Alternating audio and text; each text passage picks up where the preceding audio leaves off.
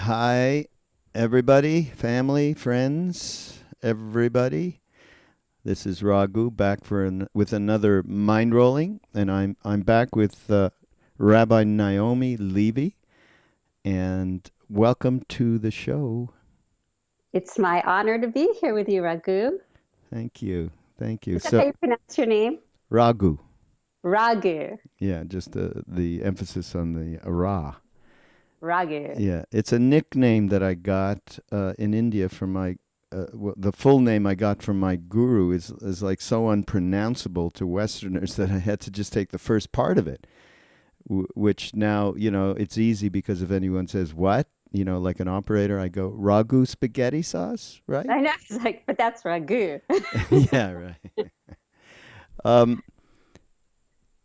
Rabbi Naomi has written a wonderful book called Einstein and the Rabbi, Searching for the Soul.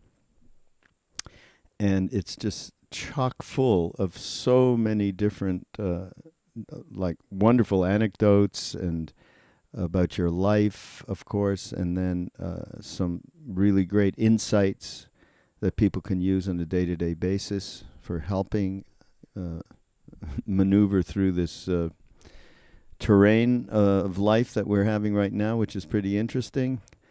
Yes. But the core of this thing, so of course, Einstein and the Rabbi. So I need you to, well, before we even get there, I need you to tell me, what are the things that made a big impression on you?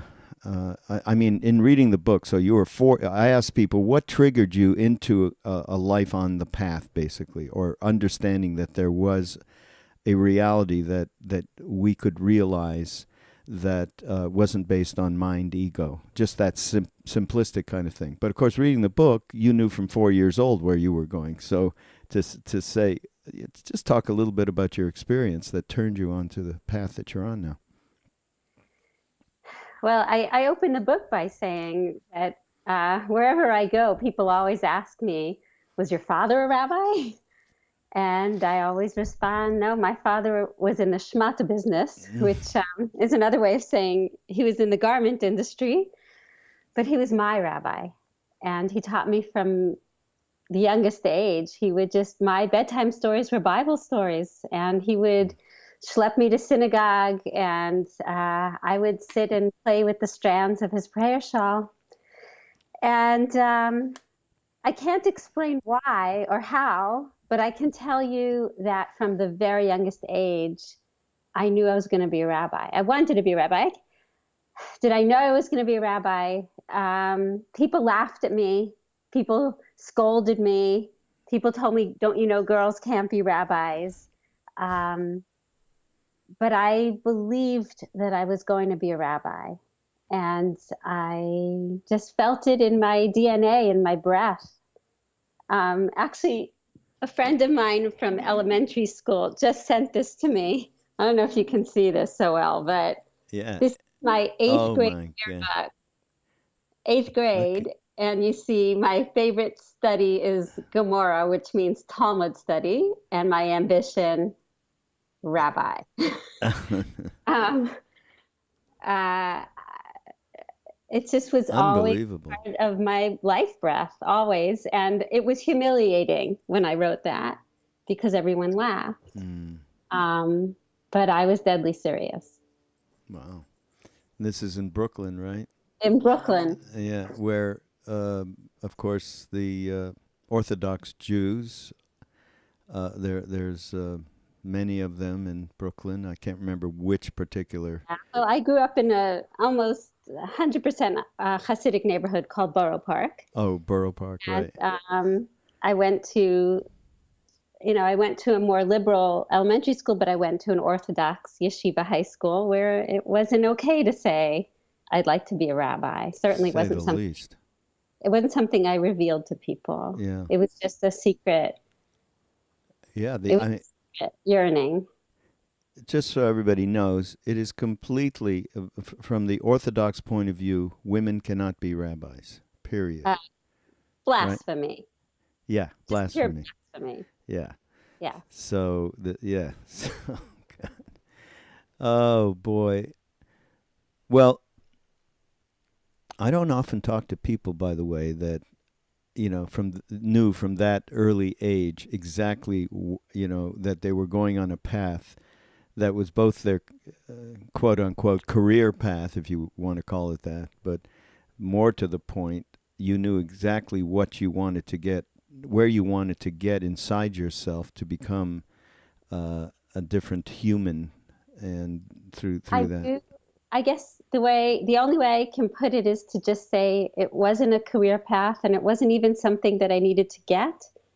It's something that I was born with. Mm, I was born with this, and somehow it was going to happen.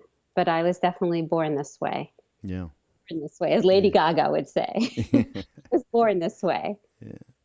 So, all right, we'll tell the now we need to hear a little bit about the premise of the book and your discovery of this letter of Einstein. And just it's a long story, but maybe you can just put it into a brief summary. Can I take one step backwards first? Sure. I guess I really can't discuss that without first talking a little bit about my father's murder. Mm. Um, when I was in that same Orthodox high school, my parents were walking down the street one night in Brooklyn, and they were mugged, and the man shot my father. And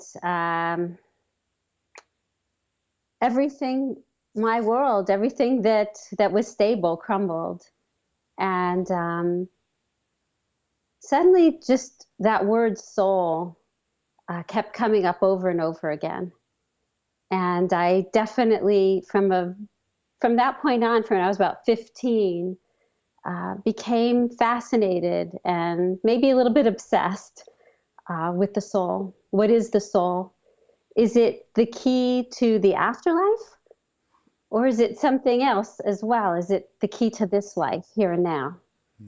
Um, and as you can imagine, for many years, after my father's murder, I felt very angry and disillusioned, and also angry with my own faith, because I couldn't understand how the God I believed in, the God I prayed to, could permit such an awful thing to happen to such a wonderful person.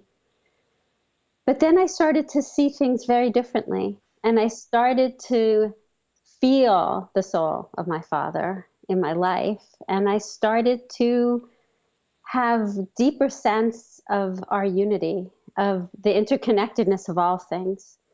And how I discovered this letter by Einstein was I became a rabbi, which was like coming full circle in my life, like coming home. And I was teaching a course called Oneness, and I was doing research about the idea of our interconnectedness, and I came upon an often quoted piece by Einstein. It's quoted very often, and you'll see it in a lot of Buddhist books.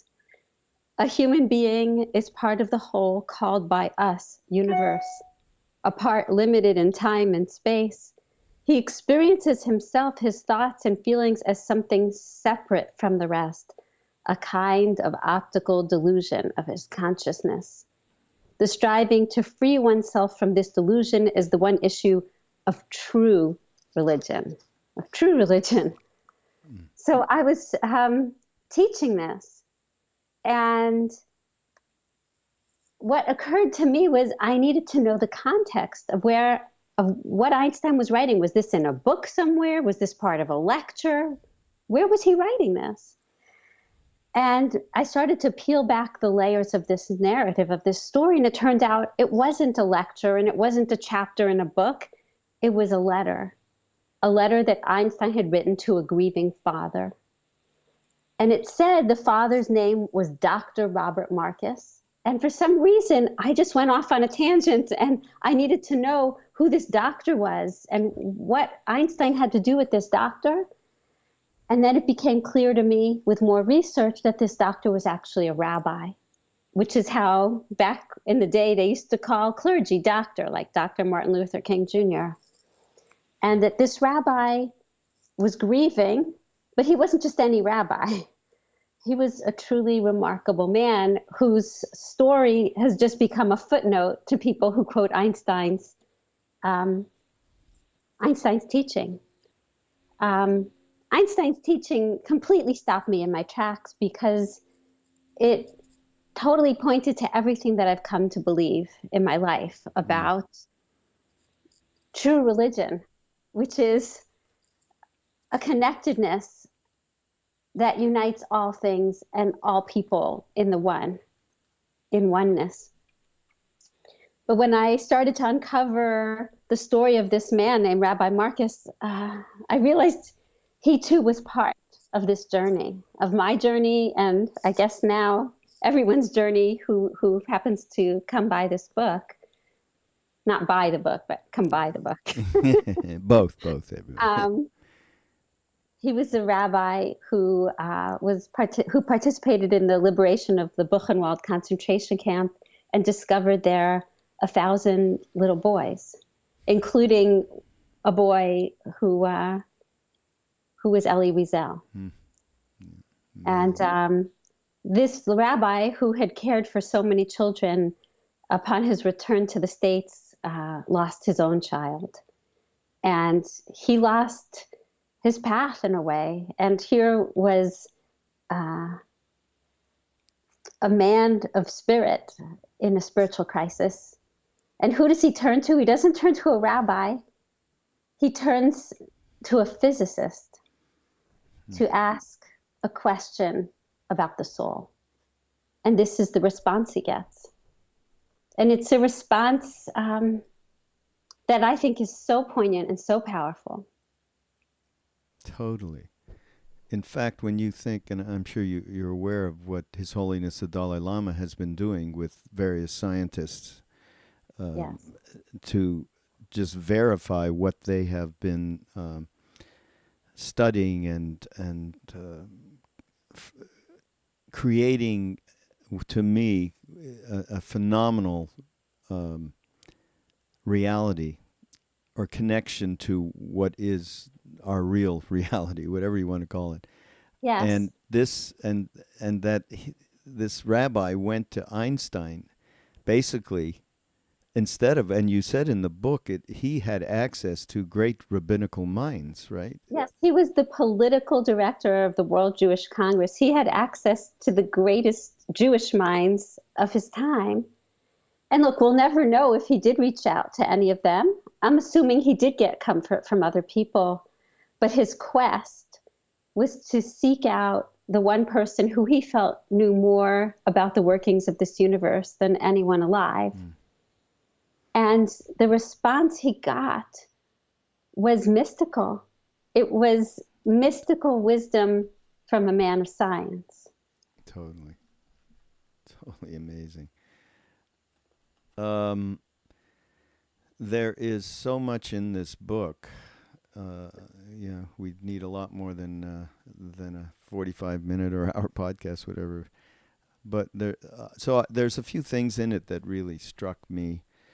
None the least of which, of course, is your pursuit of your original pursuit of the interconnectivity of all, and the holiness of that, and what soul really is. These are things that, of course, we, in my own tradition, and I think you're aware of Ram Dass, obviously. Actually, yes. Ram Dass is the one who called me and said, you need to do a podcast with Rabbi Naomi Levy. I said, oh, because I had not heard. Although I've lived in L.A., I'm sorry we didn't catch up. I'm not there anymore. Me too. But I'm sure we will one day. And I said, okay. And so here we are. But we have been for a very long time since he first went to India. That has been, of course, a central part of who it is.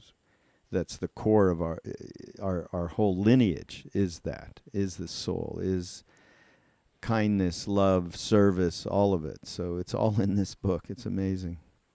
It's the collective soul. and that we're all part of. Yeah. So one thing that I really love because it means everything to me, my um, and it's around music.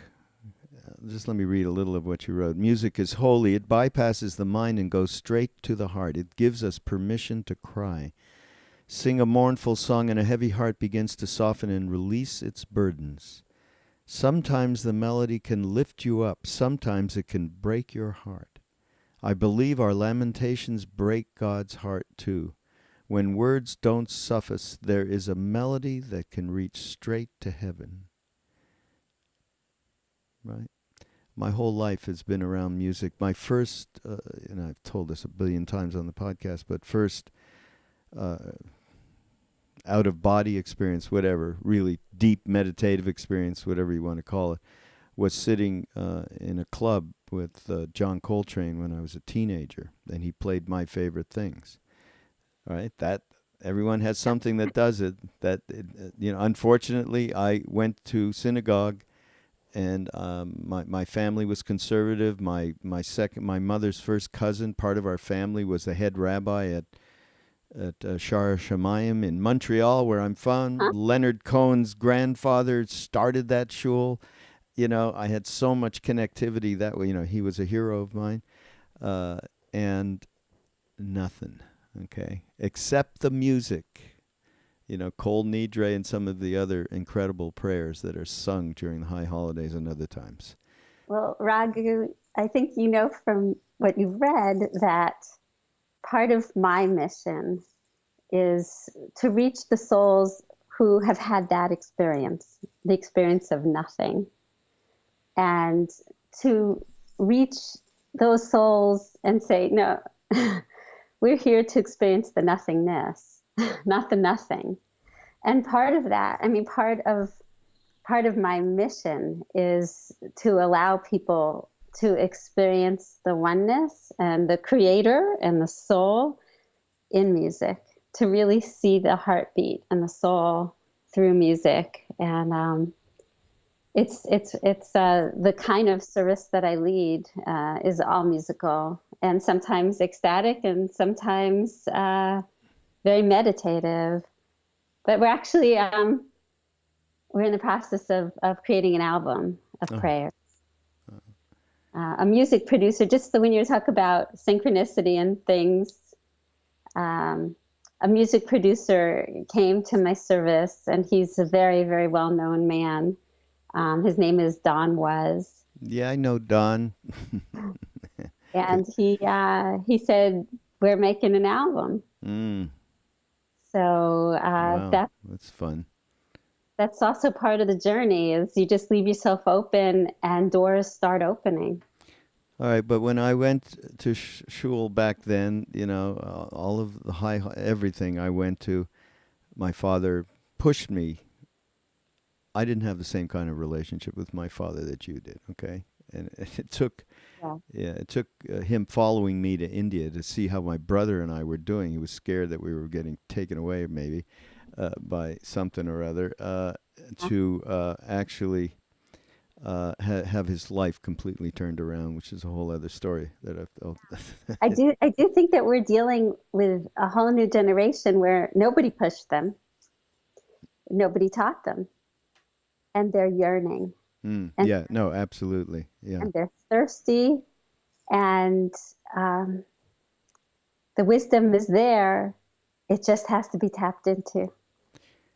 But I didn't have anybody, that's what I'm trying to say. I never had anybody like you, okay, speaking to me in with this kind of perspective, okay? It was a perspective of good and evil. It was no different than the fundamentalists in this country right now, as far as I was concerned. And it only later on, actually through Ramdas, because he did hang out with Shlomo Karlak and so on. That real people that Yeah, were wide open. wide And open yeah, and a path of love. yeah, A path exactly. of love, not good and evil, interconnectivity. Yeah. So and just well, this thing struck me about music because that's one of the key things that we brought back from India around chant. Hmm. That was so very important and has become, you know, something that we share regularly when we do these retreats and so on, and it's a big part of our practice as well as, there's someone in our family, his name is Krishna Das, who you might know of, that, his, gets huge audiences with what he's doing because he does it as practice. So Yes. there's a couple of things though. There's Eh? a Jewish chanting tradition, which is very similar. And it's called the nigun, and it's just repetitive melody, no words, and it takes you deep and it takes you high and it could take you low and it could take you to a place that just completely blows your mind up, just blows your mind open. Hmm. What do you mean? There's no words? There's no No words, no words, Hebrew? just melody, Really? just Huh. the I melody. didn't even know about that. Yeah. Wow. Um, so, Rabbi, let's talk about some stuff that is in the book that I think your edification will help. Part of what we do at Mindrolling is take from the ancient and make it plain and direct for here we are now, for, so that we can be here now. And you talk about narrow mind and the expansive mind. Hmm. And can you talk about that? I found that to be a fascinating topic. Yeah. And of course, it's in all mystical traditions and in all faith traditions, but in the Jewish mystical and Hasidic tradition, it's called katnut and gadlut. The constricted mind, the constricted consciousness, and the expansive one. And when we're living in constriction, we see partial truths, we see half truths, we follow the mind's worst fears. We're swayed by what other people label us to be. Um, but in the mystical tradition, it says the soul actually sees from one end of the world to the other. That's how broad its perspective is, and it's available to us. That kind of vision, the vision that allows us to see through every obstacle, to see beyond every fear, and to see beyond the ways that that life tells us no when something within us says yes. Yes. Hmm. Hmm. Some of that of course brings up one of the you so cover this in so many different ways and so many different lights, but it's the soul and this is again something I think this is the basic thing Ram Dass loved about the book was all your attention to the soul, which is something that he talks about all the time as well. To get and it's kind of what you were just speaking of, which is get out of narrow mind and get into expansive mind, and he calls it get out of your ego mind and get into your spiritual heart. Same Mm-hmm. kind of a thing. Yes. So you talk about three layers of the soul. Can you just expand upon that? Yes, I mean, first of all, what I find fascinating about the idea that the soul has layers, the first is just that we have the capacity in life to um, to tap into higher and higher levels of soul. It's not all the same, and that we have the capacity to actually grow our souls. That our souls aren't static. That we just the metaphor that's used in the Zohar is a flame, and that the soul is comprised of three colors or three layers. And the lower level of the soul is called nefesh. It's the foundational soul. It's the aspect of the soul that animates life, that gives us the power to act in life instead of being paralyzed. And it does help us with vision. And that, you could say, is the blue light of a candle. If you light a candle, you'll see the bottom is blue or black. And the next layer of soul is called ruach, which is also called spirit, which is the layer of the soul that's connected to love and to calling. And what happens is, if we feed nefesh, if we feed that lower level of soul, it can actually transform into a throne for the next level of soul to inhabit. And that next level of soul, the ruach, teaches us how to love in ways of intimacy. It teaches us how to parent. It teaches us how to be a friend. It teaches us also how to love people we've never even met, how to care, what it means to care, what it means to look at a stranger and see in them a brother, a sister.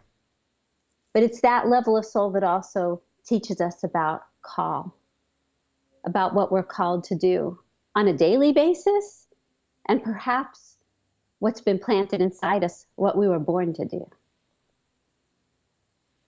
If we feed ruach, if we feed that level of soul, it gives way and becomes a foundation for neshama, the highest level of our souls, the eternal force, the force that helps us see what Einstein was describing, that helps us live a prophetic life, a life that sees in the most expansive way, and whose circle of compassion is the most expansive, which is really what we need in our world right now. We need to live on that higher level, which is called in Hebrew neshama, or we can call it the eternal soul. Live in that place, the eternal level of our being.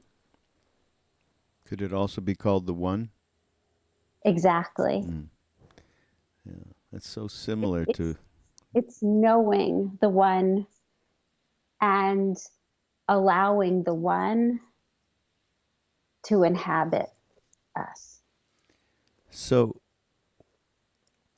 what can we do to cultivate those three layers of the soul?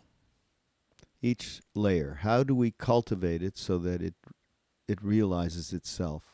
It's not some mental projection. We cultivate the soul by giving it what it needs and what it wants. What does the soul want? I talk about this metaphor in the book that in rabbinic teachings, it says that the relationship between the body and the soul is like a peasant who marries a princess.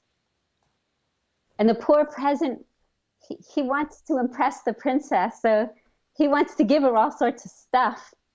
But you know what? None of that means anything to her, because she grew up in royalty. She grew up in a palace. She didn't marry the peasant so that he could bring her a ring. She married the peasant so that he could love her. And the same is true of body and soul. The body is constantly trying to feed the soul the wrong things. The body thinks that the soul wants to eat a lot.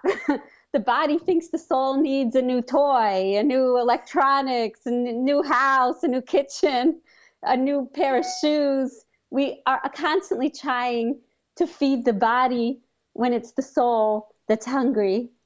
And we need to understand the soul's hungers, the soul's thirsts. And the soul thirsts for love. It searches for connection with other souls. It seeks to learn, to study. It seeks out things like Mother Nature and being quiet in nature,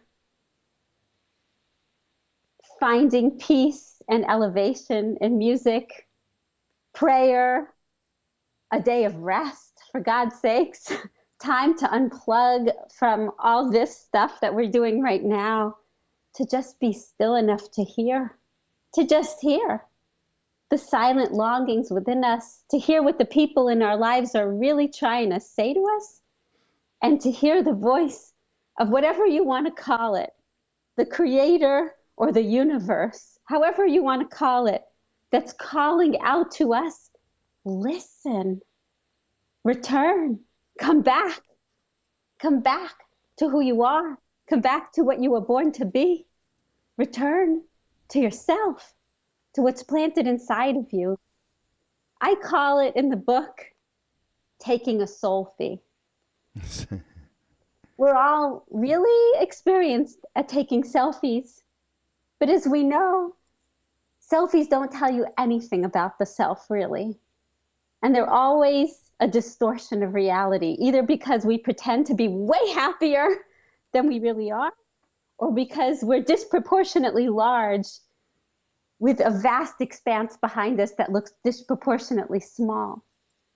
And taking a soul fee is the daily practice of getting to know our own souls, which are closer to us than we can ever imagine, and unfortunately, farther from us than we can understand. And I talk in the book about how getting to know your soul is like trying to meet a deer in the woods, and how quiet you have to be, how easy it is to scare it away because everything else in life is shouting at us, but the soul speaks in whispers. We have to be still and quiet enough to hear its message, what it's trying to show us and to teach us about who we are and what we are and where we're going. So meditation then would be a part of what you share with people? Huge. I've been teaching Jewish meditation for over 20 years. And look, I say in the book, I'm not a stoic warrior, I'm a Brooklyn warrior. But I know that without meditation, I'd be a lot worse. And meditation is a time for allowing the volume of the soul's voice to be heard. It's like just turning that knob. Of course, nobody turns any knobs anymore. But it's raising the volume of what the soul has to teach us and quieting the mind. What you call the ego, in Hebrew we call it the yeshut, the I, the me. It's getting to the place that's beyond words, that's ineffable. And that's where the listening begins. We can stop being swayed this way and that way, either by internal thoughts or external distractions, and start doing the listening. What is the practical application of Jewish meditation? How does one do it? Yeah. There are many forms of traditional Jewish meditation. Some of them have to do with meditating on an image, like a Hebrew letter. Sometimes it's a mantra, a Hebrew word, like or a verse. Give me one. Give me a Jewish mantra, Rabbi, please. A Jewish mantra. There's a Hebrew word that's a very powerful mantra to me. It's called chusa. Chusa. Chusa. Chusa. Yeah, I read about it in the book, yeah. And chusa isn't just kindness, it isn't just compassion. It's a very special kind of love that a creator has for his or her own creations. And sort of the metaphor I use in the book is that lopsided pot holder that you made in kindergarten that you brought home to your parents, and it looked like all hell, but somehow your mother loved it so much that she hung it on the refrigerator. That's what chusa is. It's particularly a love for something that's lopsided. It's a compassion for something that's imperfect, precisely because it's imperfect. And the chusa meditation is simply the repetition of this word, chusa, chusa. I always think when I say chusa in my mind that it actually sounds like a wave as it's hitting the shore and just washing everything away. Chusa, chusa. And it's all about having that kind of compassion for our own selves, because honestly, no one is meaner to us than we can be to ourselves. It's about seeing ourselves in our wholeness, not seeing, ugh, I'm a bad mother, I'm a bad friend, I'm no good, I'm fat, I'm ugly, I'm a loser. It's about seeing I'm holy and I'm loved and I'm lovable and there's goodness in me. I have some good points. But it's also, once you start to see that, it's also about seeing others in that light. And unfortunately, I was actually just at a medical conference where someone taught about how people track other people's faces. So that if you had, God forbid, a stroke and half your face was paralyzed, that the natural human instinct is for me to stare at the part of you that's wrong, that doesn't fit. That's natural. But honestly, we're not here to be natural. Why think so little of ourselves? We're here to be supernatural. And part of the chusa meditation is to see what's right about people and not focus about what's wrong in them. And I believe the same is true with the higher force. So often people walk around with anger toward the deity, toward the creator, just as I did. Is that your dog? Yeah. I have a dog too. No, I have 5. You Okay. have 5 dogs? Well, I'll tell you something. Until last year when I developed asthma, we had 2 goats and 6 chickens and 2 dogs. Do I beat you? Yeah, that beats it. So I always have a little barking in a podcast, Yeah, so yeah. it kind of blesses it. Oh, this is I love what this is. So, but practically speaking, again, one would repeat Husa in Husa in their minds or out Or you loud. could say it's really CH, like CH. Hanukkah. Oh, okay. I spelled it in the book Chusa with an H, just like you could spell Hanukkah with an H Yeah. too. But it's Chusa like Hanukkah. Yeah. Right. Chusa. Right. It's that Hebrew thing. Yeah. Uh, And repeating the word and just allowing it, sometimes you have to let go enough to let a force do its job. Just to let it Perfect. do what it does. And I think that sometimes we try so hard to control. We have to allow Chusa to do its work. So I often tell my students, just imagine you swallowed the word like you swallowed an Advil. Just allow it to have its way with you. Allow it to burn away the muck.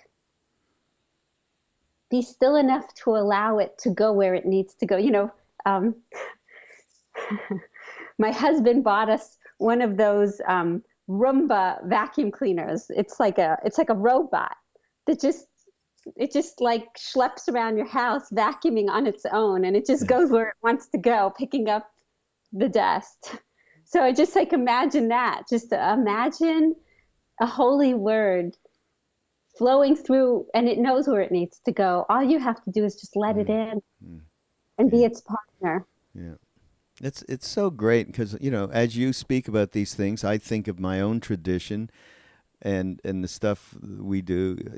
Krishna Das says this all the time. The mantra takes you. It has a certain vibrational quality which takes you inside. You do not have to think about it. You don't have to worry about it. You just need to get it as one-pointed as you can get and repeat it, period. So, Well, is it any wonder? It's yeah. no wonder that at the root of everything is one wisdom. Yeah. At the root of everything is one piece of wisdom, and uh, it gets disseminated in through so many different traditions and languages and faiths. The problem is anybody who thinks they have the only way. Yeah, right. Absolutely. But let me tell you, you can reflect some light on this, I think. So we do these retreats in Maui with Ram Dass and Krishnadas and our family. And then we have a family that we've had for decades of Buddhists who come along. Sharon Salzberg being, actually, they're all Jews. It's so weird. People go, what? Why? I don't know. Jews are adventurous. That's all that I can say. That we went over to India. What could we do? Anyhow, Yeah. so Jews are deep, man. Jews are deep. I can think of some very deep non-Jewish people. Of course. No, but what I'm trying to say is that Ram Dass will talk about soul, and as he's talking about soul, Sharon or Jack Cornfield, somebody will be sitting next to him, one of the Buddhists, and he'll kind of look over and give a little bit of a grin, knowing there ain't no soul in Buddhism. And of course, they're completely okay with it all because they're so advanced, these people. They're not stuck in this is the way, that's for sure. But I often think there can't be. There is only one thing going on, and we've interpreted it in different ways. And what they call Buddha mind, can it be any different than soul? Have you thought about that kind of thing? I there's a little passage of Einstein's that I quoted in the book where Einstein, as a child, received a compass from his father. He was sick in bed, and his father gave him a compass as just a toy to delight a child. And here's this little genius, and Einstein, in thinking about it many years later, said, somehow that compass was the beginning of everything, because I needed to know what caused the arrow to point north. And I believe within each person, there's a compass. You can call it whatever the heck you want. You could call it expansive mind. You could call it soul. You could call it conscience. You could call it whatever you want to call it. You can give it any name you like. But there's something within us that's sacred, that's as wise as all the ages, that's as expansive as the entire universe, that's as broad and as loving and as universal as the air we breathe. And we all have access to it, and we all have the power to ignore it. Yeah, absolutely. That is it. Thank you for that, shining that light. There's one other, well, there's so many things in this book. Again, I could go on for a while, but there's one chapter that's devoted to forgiveness, the healing of forgiveness. Well, that one, when I read that, yeah, that was heartrending. Whoa. Do you want to tell that story? It's a tough one, right? Oh, my. It's a very dear friend of mine who I've known for many years, who had an ideal life, truly. A lovely woman, a devoted mother, a devoted wife, successful, the kind of person who had everything going her way. And I say it this way. Unfortunately, in life, there's never a soundtrack that warns you what's coming. There's never a soundtrack. And she was just driving mindlessly with her son in the back seat, going on a mindless errand. And the phone dropped, her cell phone dropped onto the floor, and she reached to get it. And in that split second when she reached to get the phone, she hit a man in the crosswalk.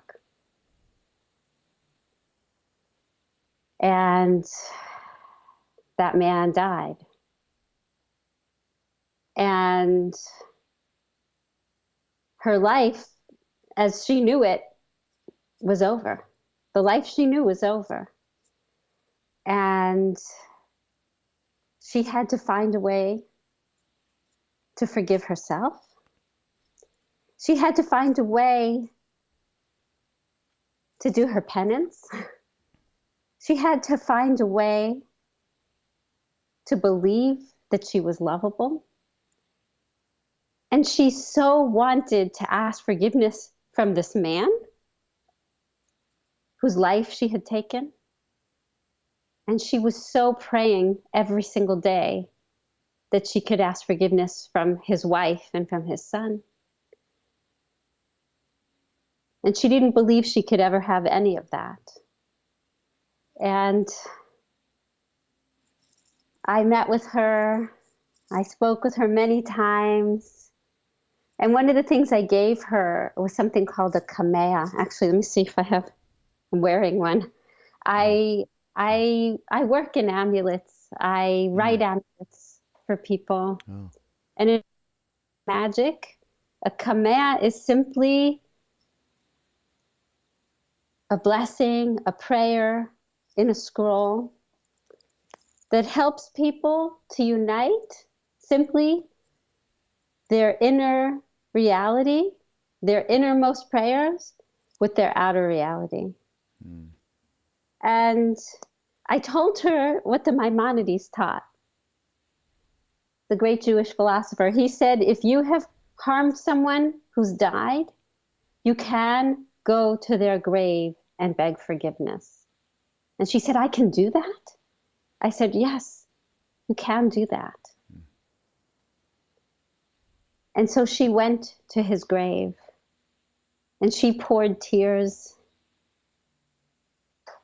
And somehow she felt, just even by a breeze on her shoulder, that she'd been heard.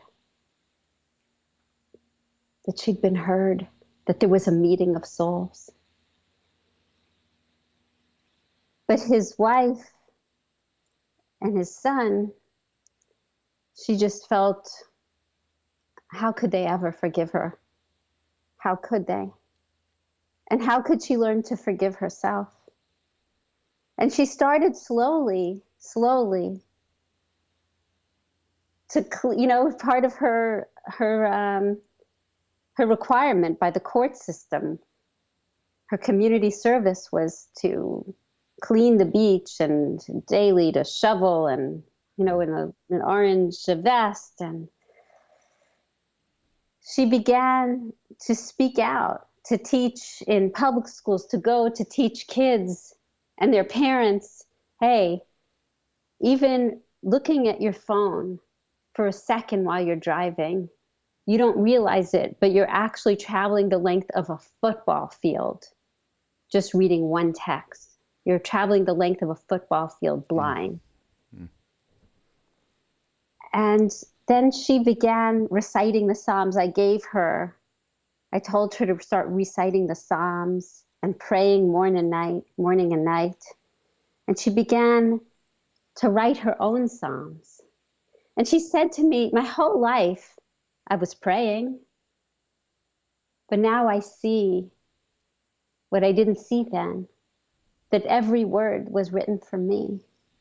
I couldn't see it then. And she kept reaching out to this man's wife and to his son. And after 3.5 years, one day she reached out and they said, yes, we'd like to meet with you. And what ensued there that day is nothing short of a miracle.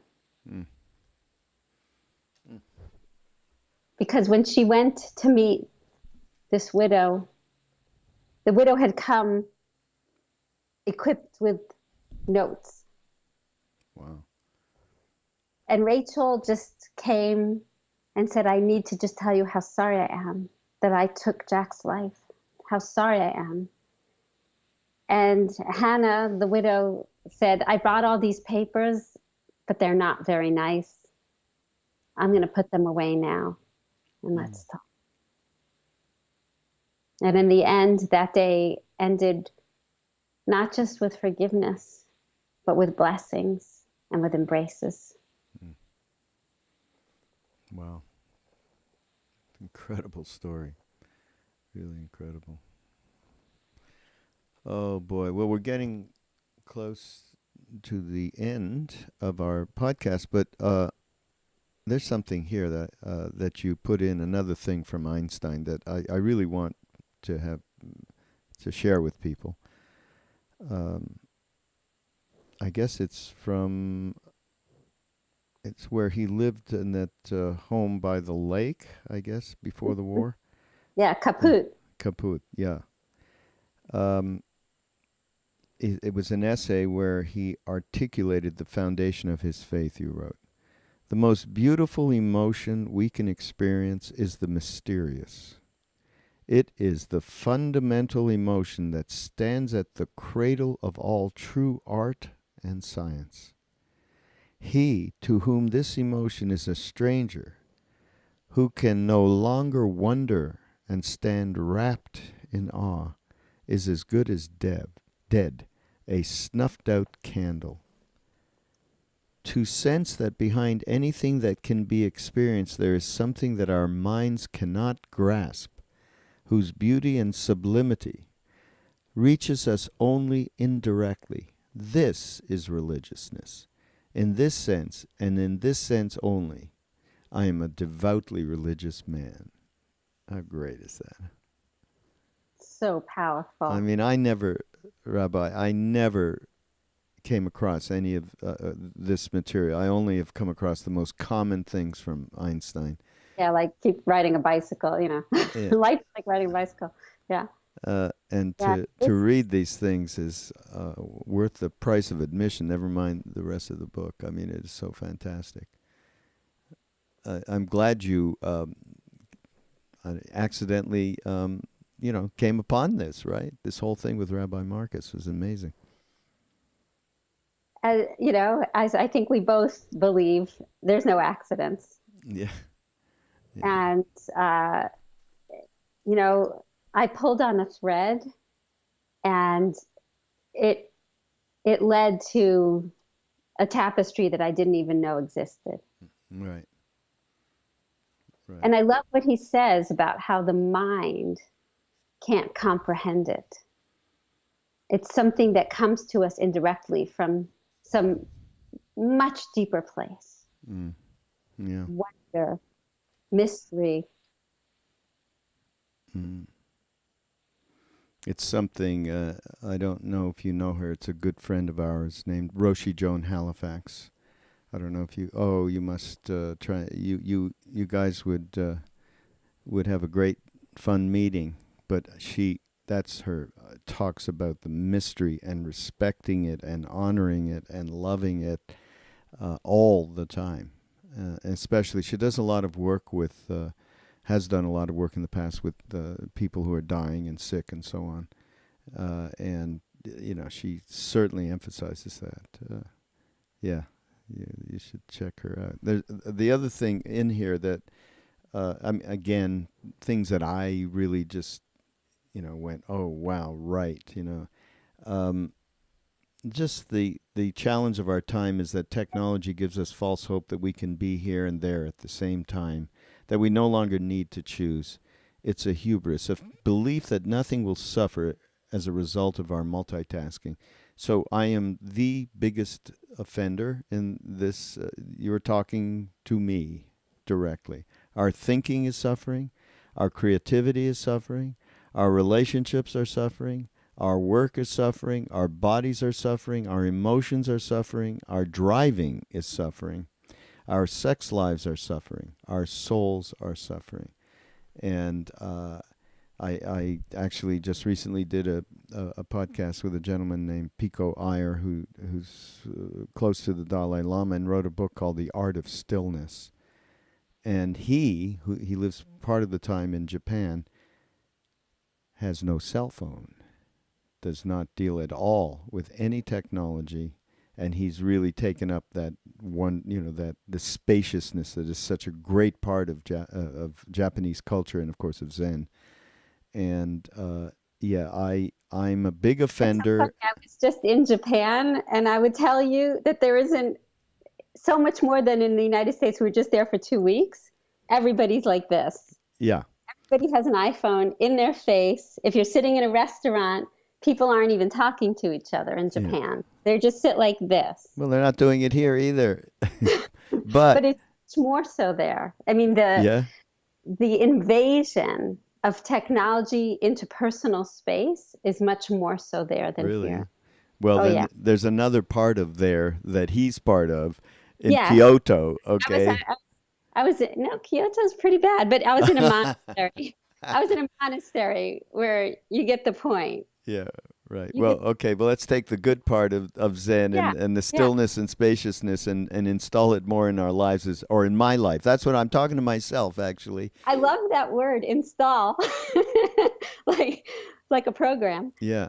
I want to get a program But installed, you know. no, I couldn't I can't emphasize it more. I say early on in the book that so many of the life questions people come to me with as a rabbi, I realize are soul questions. And our souls are starving and they can't be fed with an iPhone.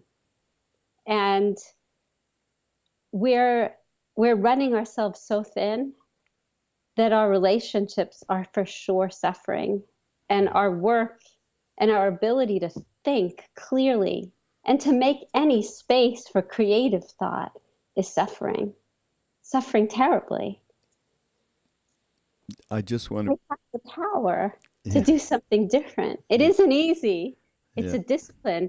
And how funny is it that it's a new discipline that's never existed before in human history that we have to cultivate, yeah. which is to refrain from social media, to refrain from our smartphones, to refrain from our emails for at least some sacred time every day, to just find the space for it, because it's not just going to get worse, it's going to get profoundly more invasive. Yeah. No, absolutely. Well, okay. The suggestion is everybody, like we do on this podcast, Mindrolling, and the Be Here Now network. Be Here Now is nothing more or less than taking space and being in the moment. And so here's Husa. Repeat that for 5 minutes. Sit in a quiet space wherever it is that you connect yourself. Have a picture of, could be, as you said, gee, something from the Hebrew alphabet would be good as a yantric kind of thing. That's how they do it in India. Just even picturing a Mm, wave that's just washing away all the muck. right. Picture of a wave and chusa. Repeated 5 minutes. That's your exercise, everybody. Okay, everybody out there. Thank you, Naomi, Rabbi Naomi, for this. It's You can really call me great. Naomi, it's good. No, I like Rabbi. I really do. You know, it's part of like my whole. Like I said, I went south. Okay, in my I went to Talmud Torah. Okay, the first 7 years I learned. My studies were half in Hebrew, and it's like yeshiva, half in Hebrew, half in English. All right. I was a very unhappy young man. I cannot tell you how unhappy I was. And so whenever I do, and I've met a couple of wonderful rabbis more lately, and by calling you Rabbi Naomi, it's resetting a whole other thing that has gone on in my head for the last God knows how long. So Well, I'm happy to help you reboot yeah, good. That's in any way possible to just to see with new eyes. I think that just in general, so much of just even what Einstein's quote that you just quoted about mystery, mm, it really comes down to just a new pair of eyes. It really comes down to that, just reframing hmm and seeing, yeah, just a new set of eyes. yeah, absolutely. Well, it's been wonderful spending this time with you. It's Everybody out there, you go ahead and get Einstein and the Rabbi Searching for the Soul. Naomi Levy. You don't caption yourself. Rabbi Naomi Levy on the cover of the book. I'm looking at it. just Naomi Levy, but she's a real rabbi, folks. And you're in Los Angeles, and where can people come to your congregation? Well, my website is nashuva.com, Nashuva, nashuva.com. And Nashuva meets in Brentwood. I live in Venice Beach, right by the ocean. Mm. And anytime, you're all welcome to come. But also, we do live webcasts. We're going to be doing a live webcast for Yom Kippur of Kol Nidre. Oh, And last year we had 70,000 people with wow, us. online. Yeah. Okay, I so think it's the largest prayer service in the Jewish tradition today. And I welcome you to come to just join the party. okay, so this is the opposite side of the way in which technology is a minus.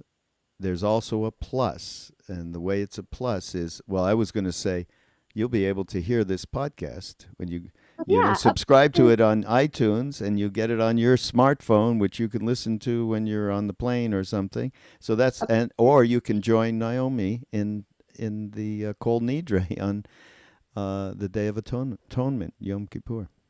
I mean, a plus is me looking into your eyes right now across the country and seeing a brother. Yeah. That's a plus. Yeah. And all we have to do, just the same thing with fire, is to recognize that the fire can burn you. So we have to understand its power to help, and it's got a power to hurt. Yeah. And we have to treat it with a certain level of respect. Just like I was saying about that woman who was driving, treat it with respect, understand. Wonderful. Thank you. Thank you for being here, Naomi. Thank you for having me. This is really really fun. Yeah. This is No, we have to do it again. Plus, we maybe got to get you over to Maui to hang out with us in one of these retreats. I think that would be so very cool. Yeah. No, absolutely. It's a real joy, and like I said, we're all part of the same journey, and this world and this country, this week, in this time, we need all of the power we can get. People of goodness need to join together to understand that we have to be warriors for love. We have to fight for it and spread it far and wide. Yeah. I love that. Warriors for love. I'm writing it down. Thank you so much, Naomi Levy. Thank you, Raghu. And this is Mindrolling on the Be Here Now Network. Go to BeHereNowNetwork.com. And you can get all of the links. We're going to put everything on the show notes page so that you can find Rabbi Naomi and you can find the book. And we look forward to seeing you again. Blessings to you. Namaste.